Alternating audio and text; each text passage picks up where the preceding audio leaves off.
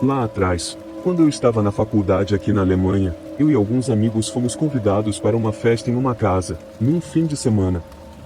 Não foi vendida como sendo uma daquelas festas malucas que duram a noite toda, nada disso, mas como a idade para beber aqui é bem mais baixa do que nos Estados Unidos, tinha muita cerveja e era certo que a coisa ia ficar bem animada. Em vista disso, eu e meus amigos estávamos realmente animados. Sabíamos que haveria garotas, e sendo jovens solteiros que éramos, sabíamos que seria um ótimo lugar para conhecer algumas pretendentes em potencial e, você sabe, paquerar um pouco. Chegamos cheirando a perfume, usando camisas terríveis com nossas cervejas a tiracolo, e então nos instalamos no canto e meio que bebemos meio desajeitadamente entre nós por um tempo. Mas quanto mais bebíamos, mais confiantes ficávamos, e aos poucos, começamos a nos misturar. Um dos meus amigos começou a investir em algumas garotas diferentes, e a princípio, era engraçado vê-lo se esforçar. Ele era o motorista designado para a noite, o que significava que não tinha bebido e, portanto, ainda estava muito nervoso e meio desajeitado. Mas então vimos que a atração por uma das garotas era muito recíproca. Ficamos felizes por ele, mas, por mais que eu gostaria de dizer que fomos maduros e demos a ele um pouco de espaço, não foi bem assim. Continuamos incomodando ele e sua possível acompanhante, brincando, é claro, mas mesmo assim era indesejado. Eventualmente, ele nos disse para deixá-los em paz porque estávamos estragando suas chances com ela e só então finalmente respeitamos seus desejos e o deixamos em paz. Estávamos bem bêbados naquele momento, então fomos nos distrair para que ele pudesse ter um pouco de espaço. Passou um tempo e começamos a nos perguntar onde estavam nosso amigo sóbrio e a moça. Procuramos por eles em todos os lugares, checando todos os quartos da casa, mas todos estavam ocupados com pessoas bebendo ou fumando e nosso amigo parecia estar em lugar nenhum. Então, no processo de procurá-lo, encontramos os amigos da garota e, depois de perguntar onde o novo casal estava, descobrimos que eles tinham ido para o carro do meu amigo para ter um tempo sozinhos. Sabíamos exatamente o que estavam fazendo e, embora os amigos da garota nos fizessem prometer deixá-los em paz, tivemos que tirar uma ou duas fotos para a posteridade, sendo imaturos e tal. Você sabe como é, admito plenamente que nosso plano nos tornou verdadeiros idiotas e que violar a privacidade íntima de alguém não só é errado, mas também completamente contra a lei.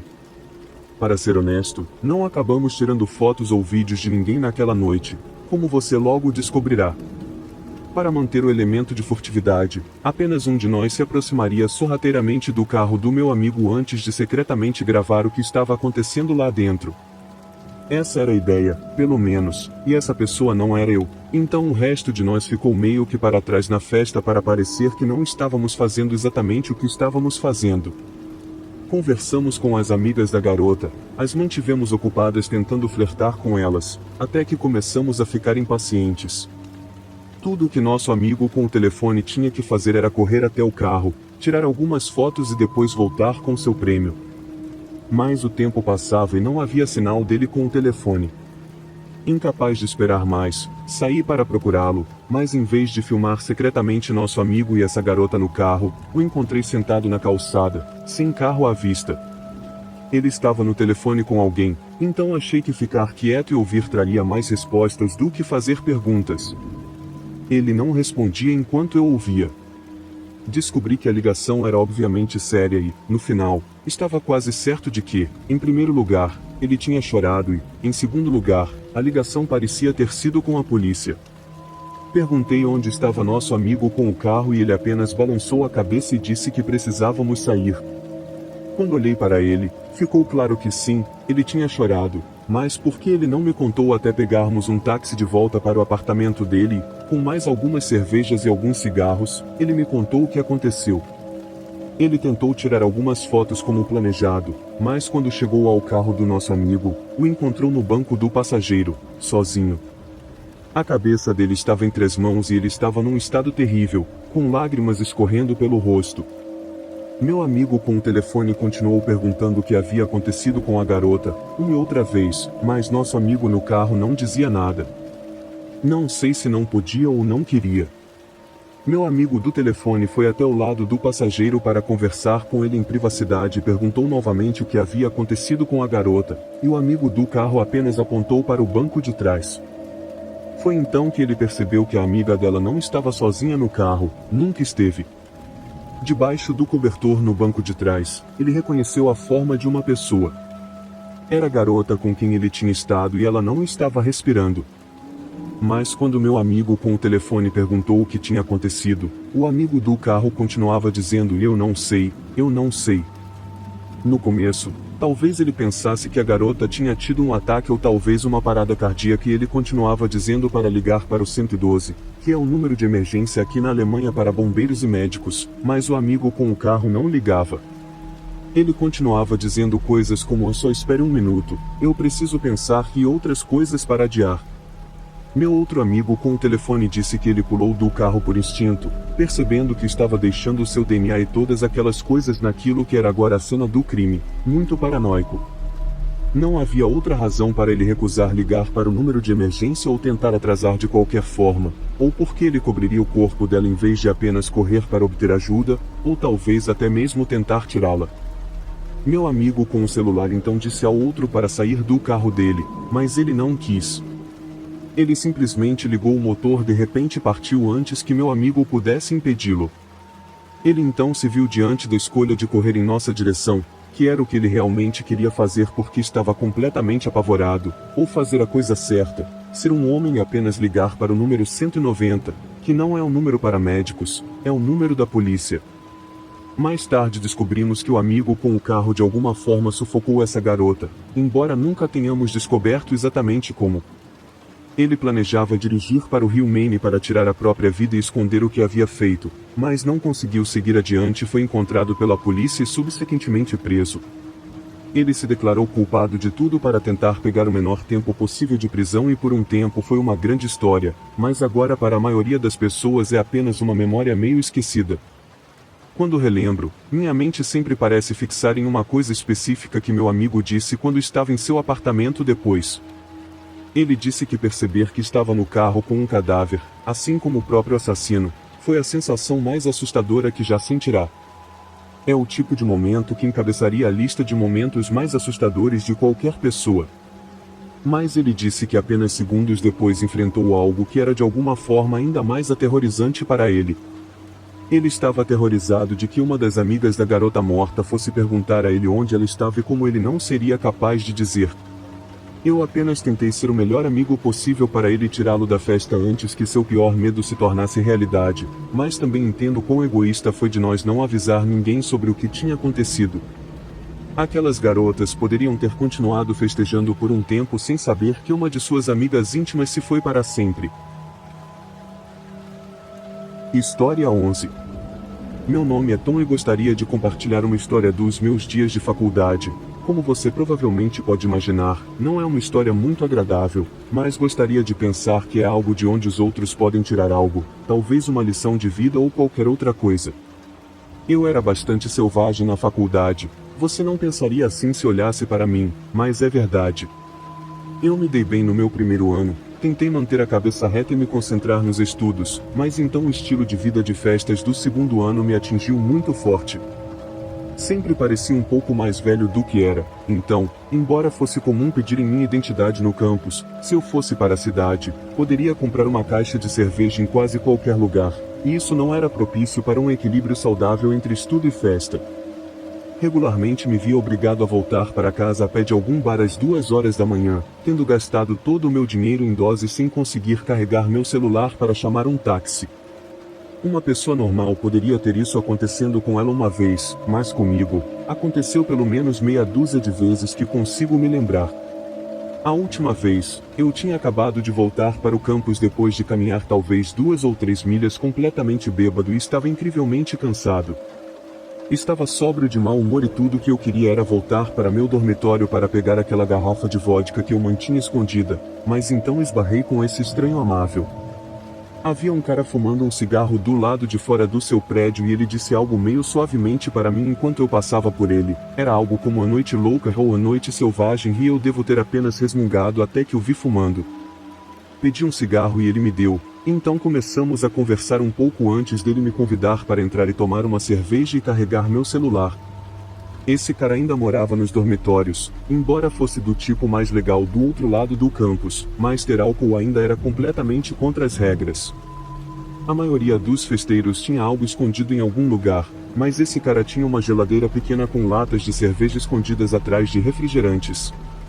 Ele disse que ninguém suspeitava dele porque ele era nerd e ele estava meio certo, eu acho, porque ele não transmitia a vibe de festa, mas eu apenas me vi seriamente impressionado, ou mais querendo tomar outra cerveja antes de caminhar os últimos 20 minutos até meu dormitório.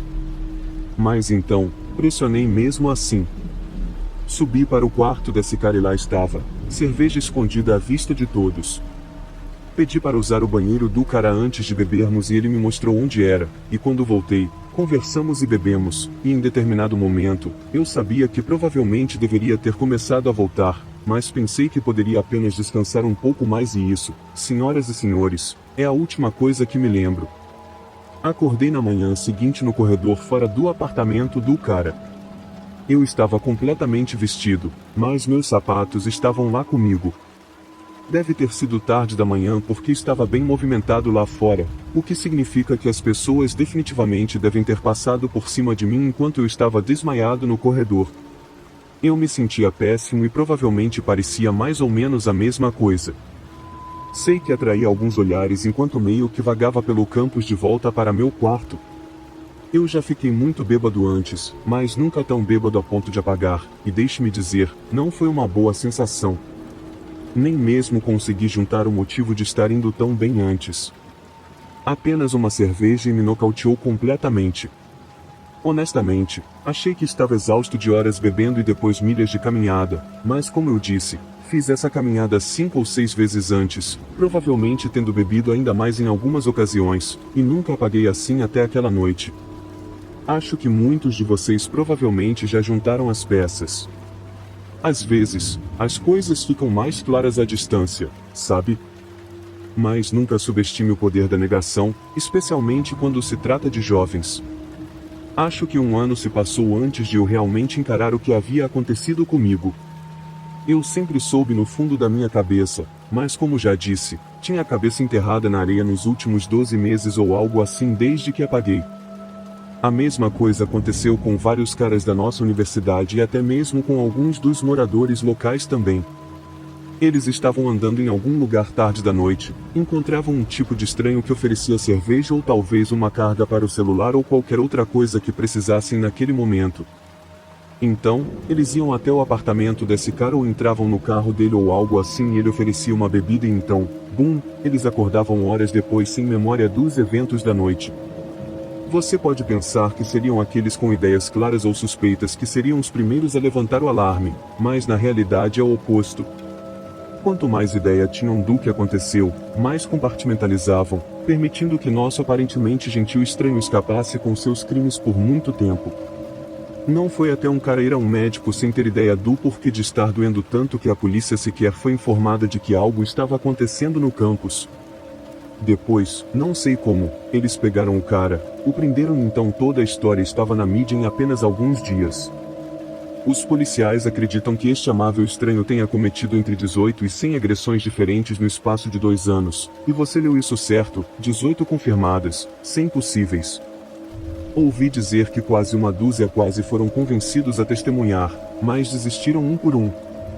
Na corrida para o próprio julgamento, testemunhar significaria admitir o que aconteceu com eles, algo que alguns caras simplesmente não estão dispostos a fazer. Acho que isso se aplica a ambos os sexos, mas especialmente aos homens. Eu sei disso porque fui um dos que desistiram. Pensei que se tantos outros fossem corajosos o suficiente para dizer em voz alta, eu não precisaria fazer isso, mas não é assim que funciona. O amável estranho que me convidou para seu quarto de dormir naquela noite recebeu mais de 500 anos de prisão por conta das 18 acusações separadas das quais foi condenado, além de um monte de outros crimes jogados lá dentro também. Foi uma boa notícia para a maioria, mas para mim significava enfrentar o que tinha acontecido comigo, o que honestamente foi a coisa mais difícil que já tive que fazer.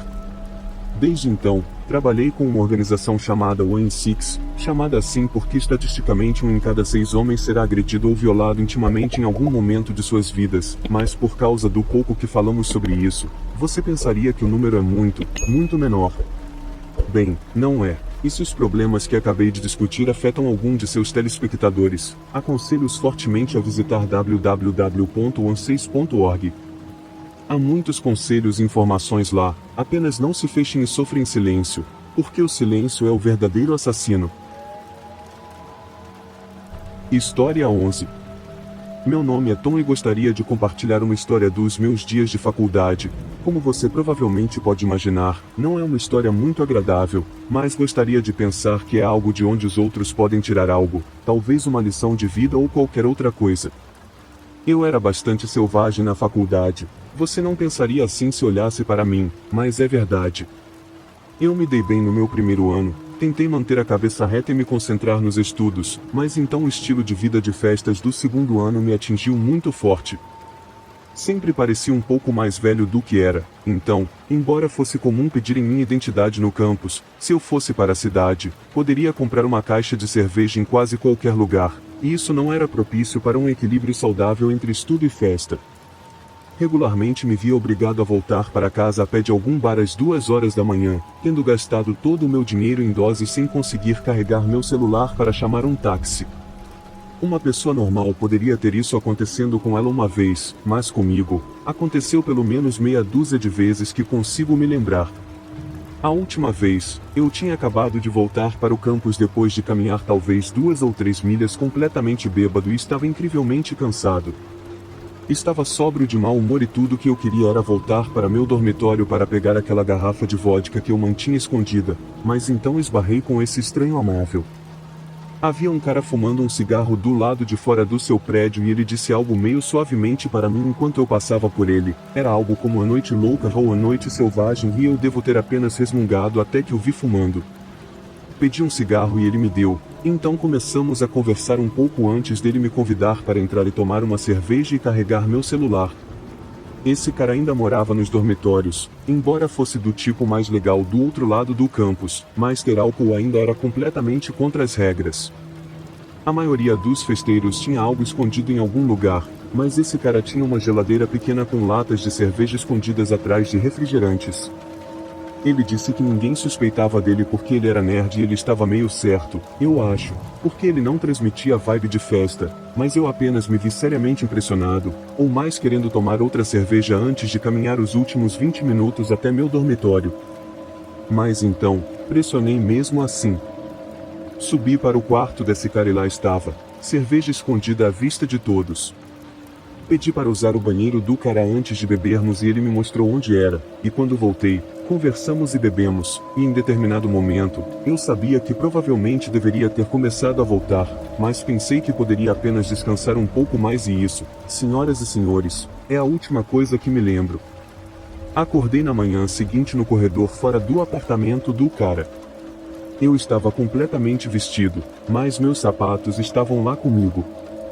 Deve ter sido tarde da manhã porque estava bem movimentado lá fora, o que significa que as pessoas definitivamente devem ter passado por cima de mim enquanto eu estava desmaiado no corredor. Eu me sentia péssimo e provavelmente parecia mais ou menos a mesma coisa. Sei que atraí alguns olhares enquanto meio que vagava pelo campus de volta para meu quarto. Eu já fiquei muito bêbado antes, mas nunca tão bêbado a ponto de apagar, e deixe-me dizer, não foi uma boa sensação. Nem mesmo consegui juntar o motivo de estar indo tão bem antes. Apenas uma cerveja e me nocauteou completamente. Honestamente, achei que estava exausto de horas bebendo e depois milhas de caminhada, mas como eu disse, fiz essa caminhada 5 ou 6 vezes antes, provavelmente tendo bebido ainda mais em algumas ocasiões, e nunca apaguei assim até aquela noite. Acho que muitos de vocês provavelmente já juntaram as peças. Às vezes, as coisas ficam mais claras à distância, sabe? Mas nunca subestime o poder da negação, especialmente quando se trata de jovens. Acho que 1 ano se passou antes de eu realmente encarar o que havia acontecido comigo. Eu sempre soube no fundo da minha cabeça, mas como já disse, tinha a cabeça enterrada na areia nos últimos 12 meses ou algo assim desde que apaguei. A mesma coisa aconteceu com vários caras da nossa universidade e até mesmo com alguns dos moradores locais também. Eles estavam andando em algum lugar tarde da noite, encontravam um tipo de estranho que oferecia cerveja ou talvez uma carga para o celular ou qualquer outra coisa que precisassem naquele momento. Então, eles iam até o apartamento desse cara ou entravam no carro dele ou algo assim e ele oferecia uma bebida e então, bum, eles acordavam horas depois sem memória dos eventos da noite.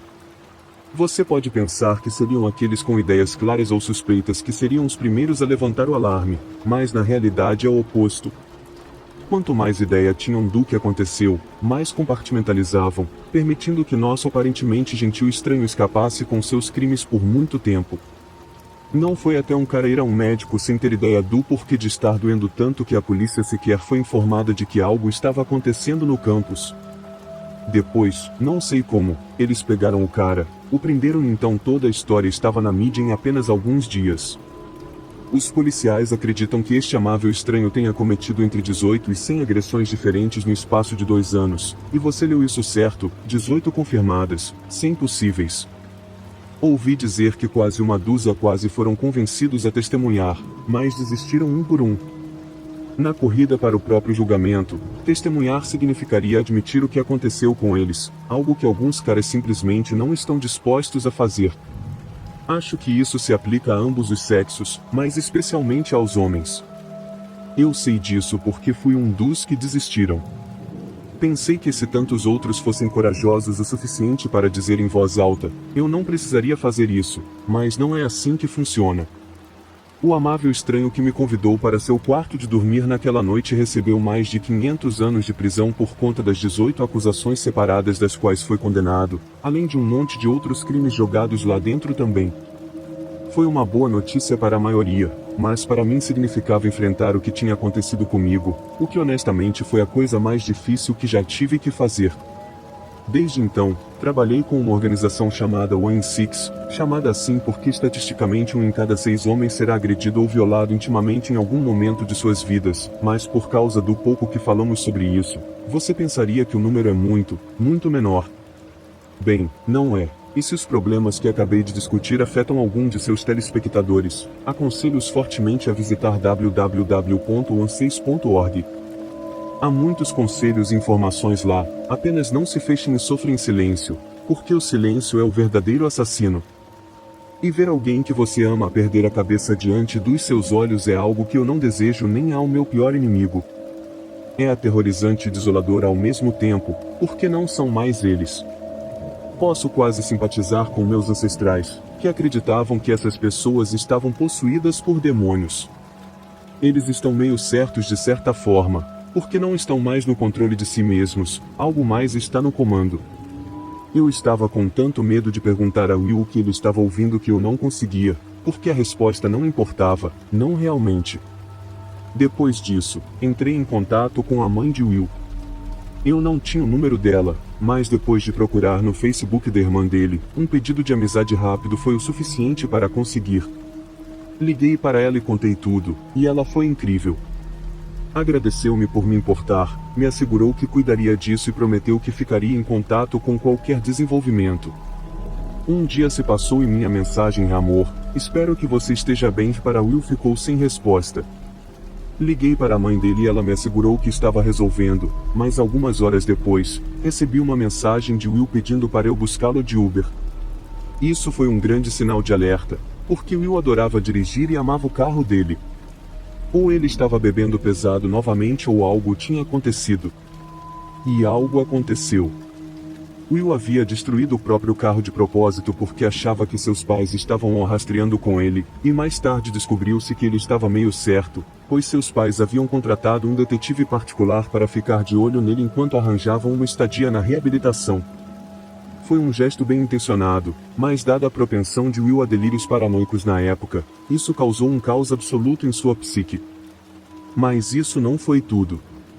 Ele queria que eu chamasse um Uber para nós fugirmos para o Canadá. Segundo ele, nem seus pais nem o governo dos Estados Unidos poderiam rastreá-lo do outro lado da fronteira. Então, se quiséssemos viver em paz, teríamos que nos mudar e não havia um momento a perder. Obviamente, eu disse não. Não havia chance alguma de eu simplesmente empacotar e me mudar para outro país, mas Will precisava de ajuda, e precisava muito. Mas Will não via as coisas desse jeito, e eu não tinha ideia de como ele reagiria à minha recusa. Para aqueles que não sabem como é ser apunhalado por alguém que você uma vez acreditou que nunca iria te machucar, espero que continuem assim. Felizmente, o meu ferimento foi apenas superficial, mas o que Will infligiu na primeira pessoa que tentou detê-lo não foi tão superficial assim, nem foi o ferimento na cabeça que Will recebeu ao cair no chão depois de ser atingido por um taser até se render.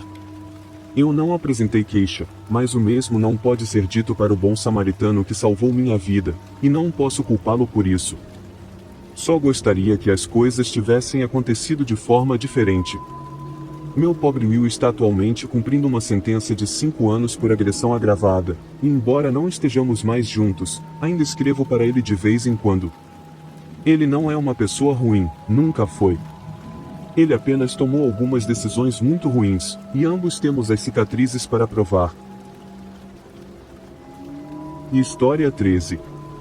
Lá pelos tempos em que eu estava estudando para meu mestrado, eu morava em uma casa alugada com uma antiga amiga da faculdade. Ela trabalhava em período integral enquanto eu pegava bicos em uma cafeteria local, o que significava que ela podia cobrir seus custos com facilidade, enquanto meus salários só cobriam metade do aluguel. Ela sempre estava bem em me apoiar nesse sentido, praticamente pagava por tudo, enquanto eu apenas contribuía com mantimentos ocasionalmente. Às vezes, eu me sentia um completo vagabundo, mas ela sempre me animava quando eu me sentia assim e explicava que um dia seria eu quem pagaria por coisas caras quando tivesse um emprego bem remunerado. Ela era uma amiga incrível nesse aspecto e vivemos assim por quase 2 anos, até que um dia ela me chamou para uma conversa séria. Ela tinha se apaixonado e planejava se casar. O único problema era que eles se conheceram online e o cara morava em Sacramento. Eles já tinham discutido sobre a situação de moradia e ele deixou claro que não podia se mudar por conta da saúde frágil da mãe. Então, depois de pensar por uma semana ou 2, ela decidiu se mudar para a Califórnia para ficar com ele. Eu fiquei feliz por ela, não me entenda mal. Isso parecia completamente insano a princípio, mas quanto mais conversávamos sobre isso, mais óbvio ficava que ela estava loucamente apaixonada por ele e, pelo que ela me contava, eu não a culpava. Parecia ser o cara certo, e por mais triste que fosse vê-la partir, eu sabia que ela conseguia cuidar de si mesma. Mas então surgiu o problema do aluguel. Não havia chance de eu conseguir horas suficientes para cobrir todos os custos, pelo menos não completamente. Então, se eu quisesse continuar morando em um lugar legal, teria que pedir ao proprietário para encontrar um colega de quarto para mim. O proprietário teve simpatia e concordou em me ajudar a encontrar um colega de quarto, mas insistiu em fazer parte do processo de seleção. Obviamente, isso era prerrogativa deles, e eu confiava neles para encontrar alguém confiável e tranquilo, mas ainda estava um pouco nervoso com a ideia de morar com um completo estranho. Passaram-se algumas semanas, minha antiga amiga da faculdade se mudou, e eu estava apenas esperando o proprietário entrar em contato sobre meu novo colega de quarto. Eu mandei uma mensagem para ela a respeito, e ela respondeu algo como quase em reunião com potenciais: devo te avisar nos próximos dias. Já estava tudo acertado que eu continuaria pagando metade do aluguel caso o proprietário não encontrasse ninguém antes do próximo vencimento, então não estava preocupado com o prazo ou algo assim.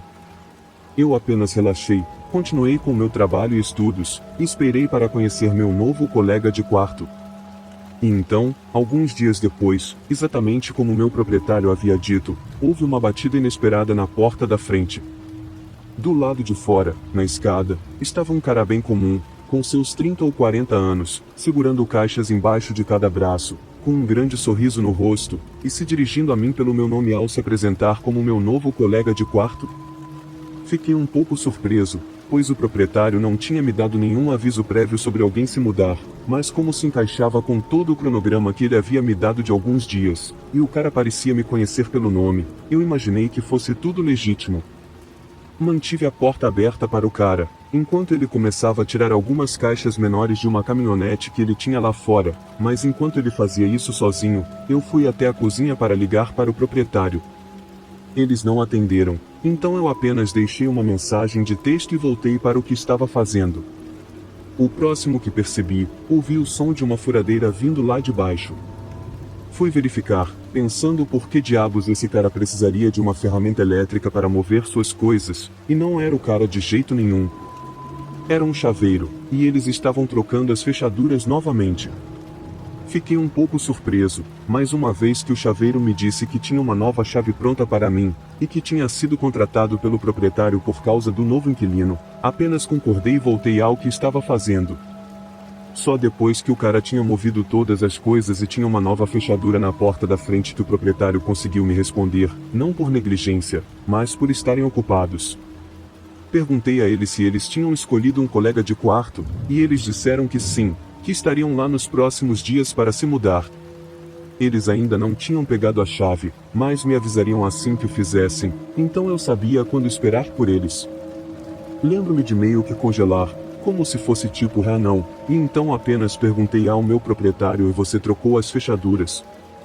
Quando eles responderam confusos com um não, acho que soltei todo o ar do meu corpo, e ao longo dos próximos minutos estabelecemos o que deveria ter sido óbvio desde o início: um completo estranho acabará de se mudar para esta casa comigo, e meu proprietário não fazia ideia de quem era essa pessoa.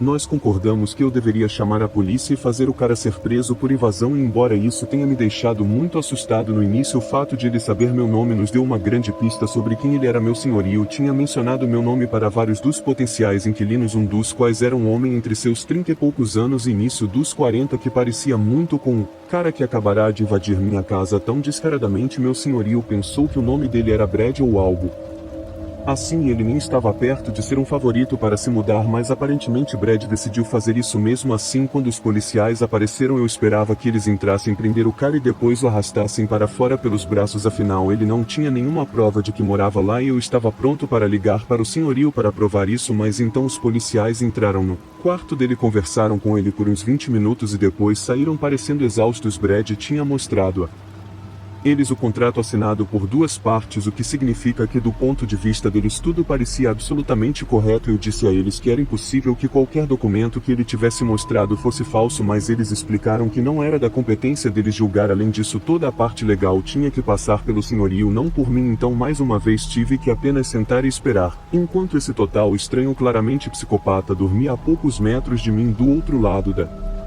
parede. Os problemas começaram quase imediatamente, com o primeiro sendo sua recusa em pagar pelos serviços públicos. Isso resultou em nós ficarmos sem energia por um dia inteiro, até que eu literalmente implorei a amigos e familiares por alguns trocados aqui e ali, até que finalmente tive o suficiente para religar as luzes. Enquanto isso, Brad honestamente nunca descobri seu nome, apenas se virou e fez de tudo como se para dizer que nada que você faça comigo me fará sair daqui novamente. Você pensa que uma vez que provemos que o contrato dele era falso, os policiais viriam apenas e o prenderiam, mas depois de morar em um lugar por um certo período de tempo, a lei da cidade afirma que eles são legalmente um inquilino, o que significa que você não pode simplesmente expulsá-los, você precisa ir buscar um aviso de despejo que novamente leva tempo, e enquanto isso o senhorio está perdendo dinheiro e eu estou perdendo a cabeça. Parecia que teríamos que viver assim também, em uma espécie de pesadelo social legal para o futuro previsível, mas no final tivemos uma sorte bem sortuda, de algumas maneiras azaradas, em outras houve uma longa e lenta acumulação para isso, mas eventualmente eu comecei a gritar com Brad e ficar na cara dele, e ele me bateu, e ele me bateu tão forte o suficiente para realmente tirar sangue, que finalmente foi o que eu precisava para realmente fazê-lo ser preso. E nesse tempo eu e meu senhorio entramos em ação em nossa cidade. É um estatuto ou precedente, ou seja lá o que for legal, que declara que um aviso de despejo de emergência pode ser servido se um inquilino for condenado por um crime violento. Obviamente teríamos que esperar por uma data de tribunal e talvez até um veredito eventualmente culpado para isso, mas felizmente isso aconteceu no devido tempo e fomos capazes de despejá-lo. Até hoje eu ainda não consigo acreditar que alguém seria tão descarado a ponto de fazer algo assim, e ainda me considero sortudo por as coisas não terem escalado além de apenas agressão comum, porque algo me diz que Brad é capaz de coisas muito piores do que isso.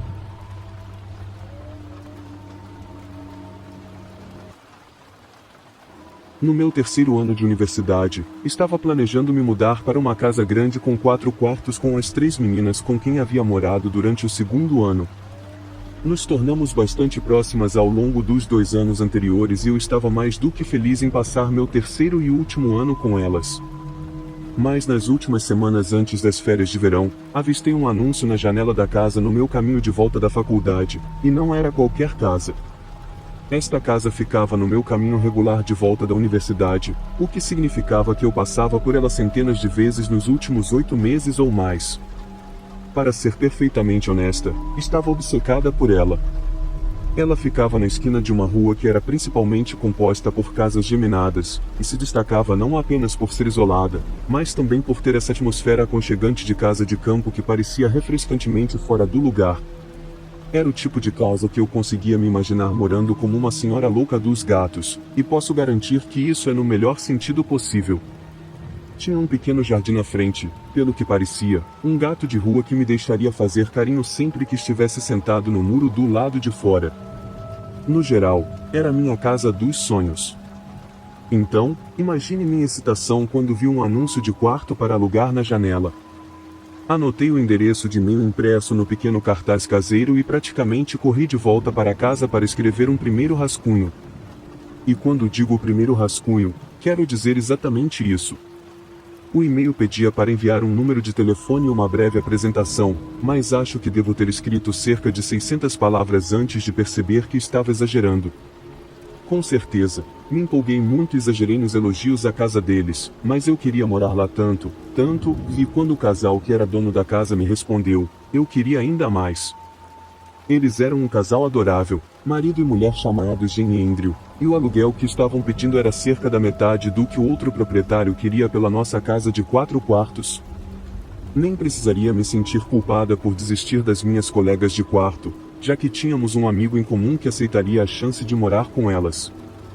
Depois de acertar todos os detalhes, mudei-me assim que o contrato do meu antigo lugar terminou e então começaram 2 ou 3 semanas de pura felicidade.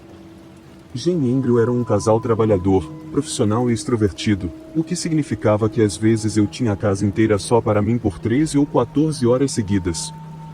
Esse tipo de ambiente tranquilo era exatamente o que eu precisava para o meu terceiro e último ano de estudo, e toda a casa estava decorada tão bem que me mudar para lá foi como um sonho se realizando. Tecnicamente, eu estava morando no futuro quarto de criança deles, no sótão, mas eles deixaram a decoração bem neutra, o que novamente era exatamente o que eu precisava para longos períodos de estudo concentrado. Eu ainda mantinha uma vida social ativa, mas enquanto a casa das minhas antigas colegas de quarto se tornava a casa da festa nos finais de semana, eu tinha esse lugar consistente de conforto para voltar sempre que precisava de paz e tranquilidade. Era o sonho de todo estudante de certa forma, e na época eu achava que era a garota mais sortuda do mundo. Mas se eu soubesse que estava me metendo em um pesadelo lento ao me mudar, não teria me sentido tão sortuda. Como eu disse, morar lá nas primeiras 6 semanas ou mais foi um sonho. Eu tinha minha privacidade e era tratada com muito respeito, o que suponho que tenha tornado a mudança súbita, mais sutil, mais fácil de perceber. Um dia, voltei da universidade e a porta da varanda estava fechada.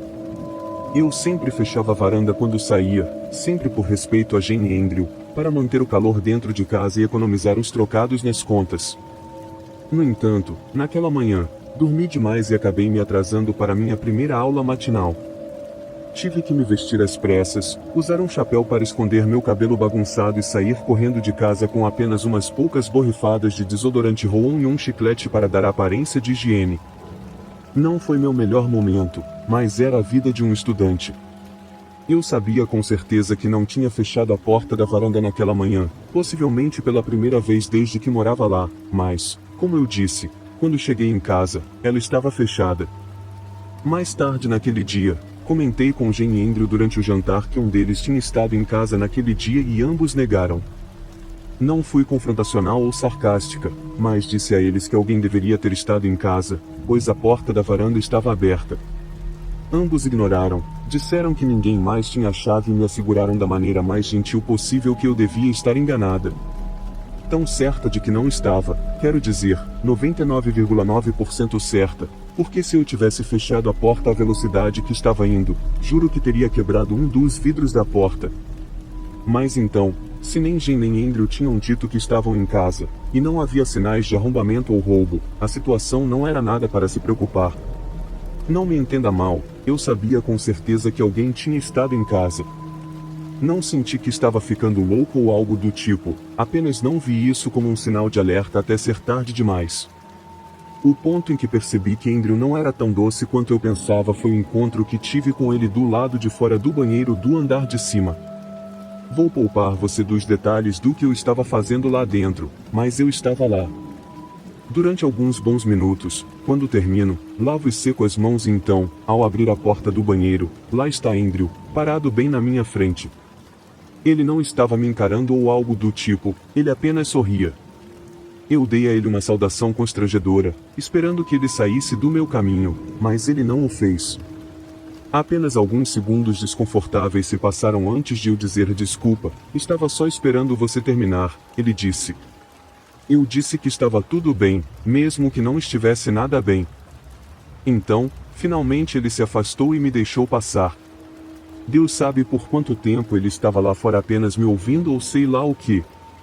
Geralmente, seguimos a política de que, se a porta do banheiro está fechada, está em uso, então eu sabia que algo não estava certo ele apenas parado lá fora em silêncio. Foi uma noite realmente difícil, se eu for honesta. Eu pensei que tinha encontrado a configuração dos meus sonhos para o meu último ano e pensei que Andrew era esse marido dedicado e honesto que não sonharia em me deixar desconfortável. Não foi um desastre completo se ele acabou sendo um pouco estranho, mas foi realmente decepcionante, eu suponho. Andrew voltou ao seu melhor comportamento por cerca de uma semana depois disso, mas assim que eu comecei a pensar que toda a coisa do banheiro tinha sido um terrível mal-entendido, as coisas escalaram consideravelmente. Uma noite, por volta das 3 da manhã, recebo uma ligação de uma das minhas antigas colegas de apartamento. Ela estava bebendo, houve um incidente com um garoto e ela estava tanto muito bêbada quanto muito chateada. Fiquei acordada para conversar com ela por alguns minutos, certifiquei-me de que ela estava em um táxi a caminho de casa e então disse a ela que ligaria novamente de manhã. Depois disso, desliguei e percebi que precisava ir ao banheiro antes de voltar para a cama. Saí da cama, coloquei meu roupão felpudo e então me aproximei da porta do meu quarto para abri-la, só para descobrir que já estava aberta. Eu sempre fecho minha porta à noite, sempre, especialmente depois de todo o incidente no banheiro, quando comecei a sentir que o interesse de Andrew por mim não era tão sincero. Mas naquela noite minha porta estava levemente entreaberta. Meu coração começou a bater forte quando percebi que alguém tinha estado me observando dormir e que eu rolando para atender a ligação da minha amiga tinha sido suficiente para assustá-los. Se eu tivesse ficado dormindo, imagino que eles simplesmente teriam fechado a porta silenciosamente novamente, mas como eu estava acordada, o som dela fechando de repente definitivamente me alertaria para a presença deles. Todo esse pensamento passou pela minha cabeça rapidamente, de repente, não estava mais com vontade de ir ao banheiro. A escuridão no corredor lá fora me aterrorizava, então apenas fechei minha porta, voltei para a cama e tentei dormir. Acordei cansada, ansiosa e apertada para fazer xixi, e minha manhã não melhorou depois disso. Encontrei uma amiga que te falei, aquela com problemas com um garoto, e mal começamos a conversar antes de eu desabar. Tentei segurar as lágrimas da melhor forma possível, estando em público e tudo mais, mas foi tão difícil. Eu estava desolada, exausta, nem mesmo queria voltar para o lugar onde eu já estive perdidamente apaixonada. Eu sei que isso pode parecer um grande problema para algumas pessoas. Um homem me deixou desconfortável. Qual é o problema? Mas olhe pelo meu ponto de vista. Houve uma progressão nisso, uma espécie de escalada lenta, e se eu não fizesse nada a respeito, só pioraria. Acabei conversando sobre tudo isso com ela durante algumas xícaras de chá na casa dela, e elaboramos um tipo de plano. Se eu realmente amasse aquele lugar tanto quanto disse não quisesse deixar o comportamento estranho de Andrew me expulsar, eu tinha que colocar uma fechadura na minha porta. Jane e Andrew não tinham pensado em colocar uma, e eu tinha a sensação de que pedir uma poderia ficar um pouco estranho, mas se eu quisesse ficar segura enquanto estivesse lá, precisava perguntar sobre isso. Eu posso ouvir você praticamente gritando com seus dispositivos dizendo por que você não se mudou assim que percebeu que estava em perigo. Bem, na verdade eu não achava que estava em perigo real ter minha privacidade invadida, sim, de uma grande forma, mas eu achava que havia uma ameaça séria à minha vida? Não realmente. Eu não estaria mais vendo Andrew da mesma forma, mas eu sabia que tudo o que precisava fazer era colocar uma fechadura e potencialmente avisar Jane sobre o comportamento do marido dela, e isso provavelmente resolveria o problema. Havia também o terceiro fator que me impedia de simplesmente empacotar minhas coisas e sair de lá. Se eu fosse uma caloura com tempo sobrando, então sim, talvez eu tivesse feito exatamente isso, mas este era o meu terceiro ano, o mais crucial da minha graduação, então ficar de sofá em sofá e procurar um novo lugar iria atrapalhar meu tempo de estudo, arruinar meu foco e potencialmente colocar em risco toda a minha graduação. Eu estava entre a cruz e a espada, então ponderando minhas opções, decidi que ficar no chalé seria a minha melhor aposta. Quando levantei a possibilidade da fechadura na minha porta com Jen, foi tão constrangedor quanto eu havia imaginado, mas também foi o tipo mais britânico de constrangimento imaginável. Eu a encontrei em um fim de semana, perguntei-lhe muito educadamente e ela disse sim imediatamente. Na verdade, eu pensei que o constrangimento tinha sido evitado, mas enquanto eu estava indo embora, Jen disse, está tudo bem? Eu só não sabia como abordar o problema naquele momento, sabendo que isso se resumia a acusar o marido dela de assédio em escalada lenta, então eu não fiz. Apenas disse sim, tudo estava bem, é só que a questão toda da fechadura estava na minha cabeça há um tempo e eu queria perguntar se estava tudo bem. Obviamente, em algum momento seria o quarto das crianças, então uma fechadura não seria necessária, mas ela concordou que poderiam simplesmente removê-la quando chegasse a hora. Eu disse a ela que estava tudo bem, mas sei que ela não acreditou em mim, não 100%. De qualquer forma, se eu confiasse completamente neles, se nada estivesse acontecendo para me deixar desconfortável, eu não estaria pedindo uma fechadura, ela sabia disso tão bem quanto eu. Na verdade, eu estava um pouco preocupada que ela apenas pedisse ao Andrew para fazer isso, caso em que ele saberia que eu tentaria fazer isso pelas costas dele com meu pedido, mas ela não fez isso.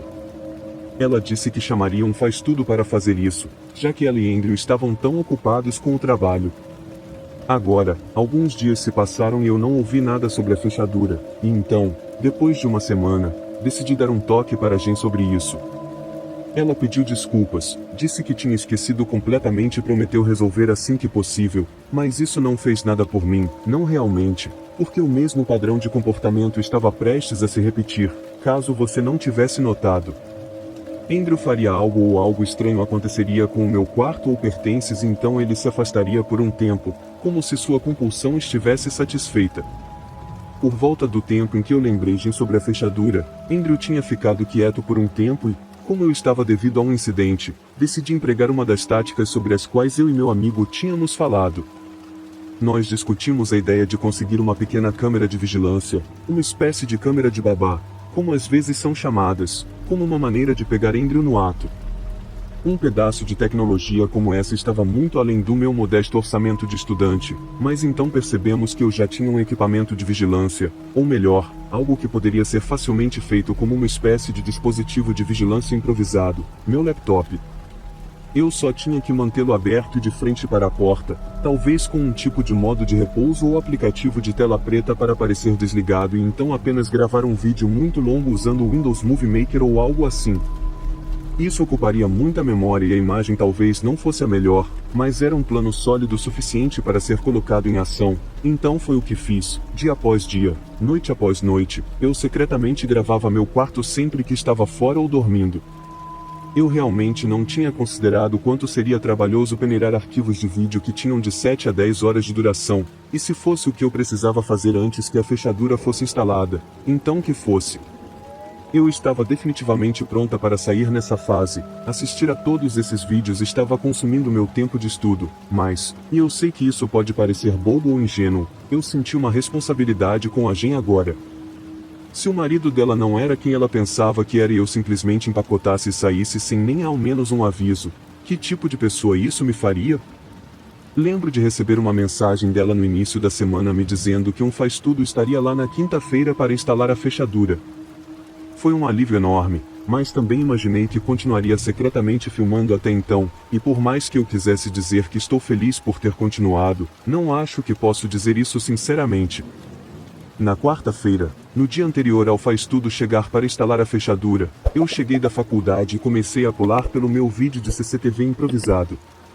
Eu estava tão acostumada a não ver absolutamente nada que quando pulei um marcador de tempo e vi uma figura no meu quarto, sinceramente, recuei um pouco assustada. Era, como você imaginou, o Andrew. Eu já tinha uma boa ideia de que ele estava rondando meu quarto, mas ver isso acontecendo bem na minha frente me fez sentir uma espécie de náusea arrepiante, como nunca havia sentido antes. No início, ele apenas ficou lá, cuidando para não tocar em nada, apenas olhando ao redor. Não estou afirmando ser uma psíquica ou algo assim, mas era como se eu pudesse ouvir seus pensamentos. Obviamente, ele tinha sido informado sobre o faz-tudo instalando a fechadura, mesmo que fosse muito tarde de passagem, e ele queria aproveitar ao máximo sua última chance de bisbilhotar meu quarto antes que eu o trancasse a 7 chaves. Ele se aproximou deste quadro de cortiça que eu tinha pendurado em uma parede. Ao longo dos 2 anos anteriores eu o tinha preenchido com todos os tipos de fotos minhas e dos meus amigos da faculdade, amigos de Shrewsbury, polaroides e fotos de tamanho de passaporte. Um caótico colagem de memórias e amigos, tanto antigos quanto novos. Andrew se aproximou, olhou por alguns minutos e então pegou uma das fotos menores do canto mais lotado. Eu estava furiosa, extremamente arrepiada, mas também absolutamente furiosa. Andrew ainda não tinha terminado, com a foto na mão, ele se aproximou da minha cama. E deitou nele não de costas, mas em uma espécie de posição fetal áspera, virado para longe da câmera. Ele ficou lá tempo suficiente para eu pensar que ele estava dormindo, mas então o vi mexer. Foi gentil no começo, mal podia ver, até que você podia vê-lo claramente, tremendo quase como se estivesse soluçando, mas eu nem sei como dizer isso mais prolongado. Talvez eu não pudesse entender exatamente o que ele estava fazendo, mas ele ficou assim por alguns minutos. Eu sei o que você está pensando, mas se ele estava fazendo isso, ele certamente não deixou nenhum vestígio quando terminou. Ele apenas se levantou, arrumou minhas cobertas e então saiu com a foto roubada. Finalmente, eu o tinha na câmera, esgueirando-se pelo meu quarto, agindo como um lunático e roubando minhas coisas. Não exatamente o crime do século ou algo assim, mas agora eu poderia literalmente mostrar para Jen que tipo de cara era o marido dela. Agora, concedido, fazer isso seria um ato bastante intrusivo que poderia muito bem destruir o casamento deles, mas as mulheres têm que cuidar umas das outras, certo? Pelo menos foi isso que aprendi enquanto crescia. Eu não demorei muito para decidir e também não deixei que minha nova fechadura me impedisse de finalmente fazer a coisa certa. Esperei até podermos sentar juntos e ter uma conversa adequada e então contei a ela da forma mais gentil possível. Eu imaginei que ela inicialmente ficaria bastante ofendida com tal acusação, mas nós nos conhecíamos há meses nesse ponto e ela sabia que eu não inventaria uma reivindicação louca sem fundamento. Naturalmente, ela queria ver a evidência apenas para ter certeza de que o que eu estava dizendo era verdade. Quando ela assistiu ao vídeo que eu tinha isolado exatamente para ela, pude ver que ela ficou pálida. E quando o vídeo acabou, Jenny me pediu desculpas profusamente, me disse que resolveria as coisas e depois declarou muito sombriamente: devo acrescentar, acho que tenho uma ligação para fazer. Eu sabia que seriam algumas das ligações mais difíceis de sua vida, então dei um passeio para lhe dar um pouco de privacidade. Quando voltei, a encontrei no corredor e as lágrimas ainda escorriam pelo seu rosto enquanto ela me dizia que Andrew iria encontrar outro lugar para morar por um tempo. Eu também chorei um pouco enquanto a abraçava. Eu meio que me senti como a irmãzinha dela, sabe? E, na semana seguinte, tentei estar lá da melhor forma possível. Mas, no final, Jen só queria ficar sozinha.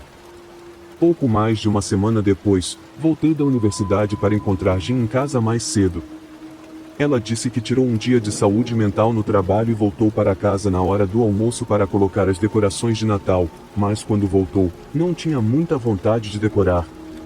Perguntei se ela tinha falado com Andrew e ela tinha, mas não queria falar sobre isso. Ela disse que não conseguia pensar nisso sem desabar em lágrimas e já havia drama suficiente despejado sobre mim por enquanto.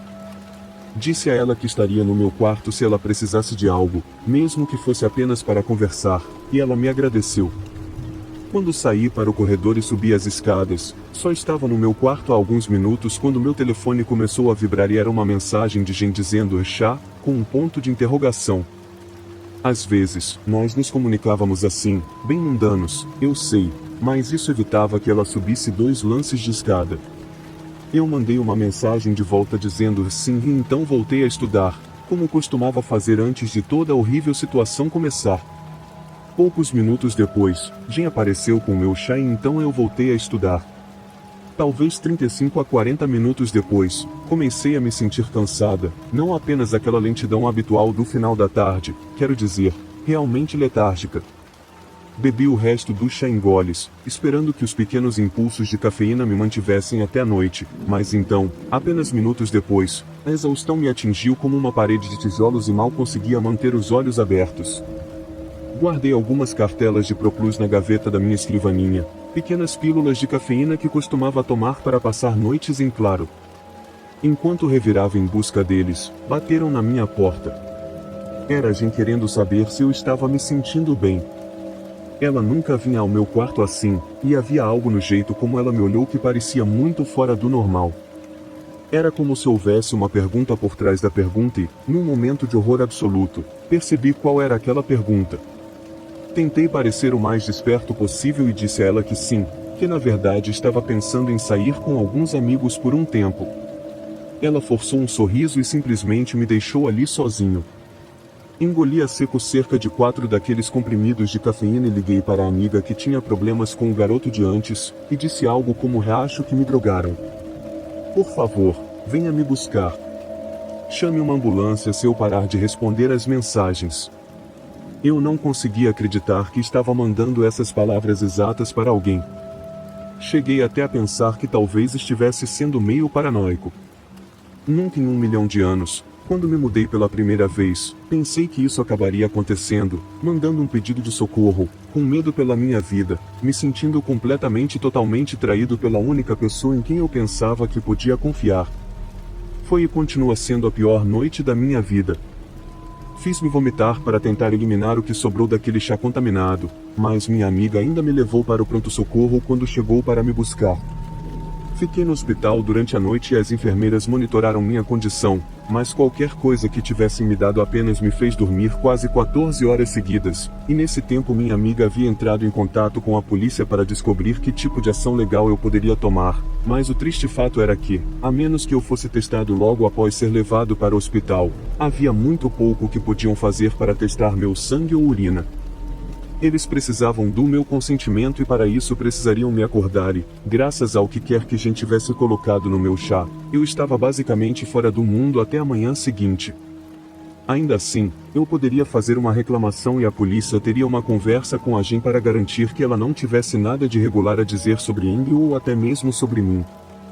E então essa é a parte que ainda me deixa mais intrigado.